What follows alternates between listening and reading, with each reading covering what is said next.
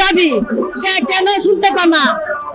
ওই কি জানে না যে বাসের গাড়ির টাকাগুলো আমরা চাইতেছি, বাসের গাড়ির টাকাগুলো যে আত্মসাৎ করতে পারবো না, এটা তো জানে। শেখ হাসিনা যে দূরে উঠে গেছে, উনি কি আবার 1,80,00,000 মানুষের দূর হওয়া বাংলাদেশ ছাড়া চিন্তা ভাবনার মধ্যে আছে? নাহলে আমাদের জনগণ, গরিব দুঃখী মা বোনেরা নির্যাতন লাঞ্ছনা হয়েছে, উনি আমরা টাকা আমরা ফিরে দেখ। উনি তো কামাই করে নিয়েছে না, কামাই তো আমরা করছি, আমরা কৃষকদের টাকা, ব্যাংকারি রিস্কগুলোর টাকা। উনি কি কি কারণে এই আমাদের আইন পাস করতেছে না? আমরা দাবি কেন মানতেছে না? আমরা কয়েকদিন পরে পরে রাস্তায় নামাইতেছে কেন? উনি কি মায়া দেয় নাই? উনি কি সম্মান কামাই করার দরকার আছে না?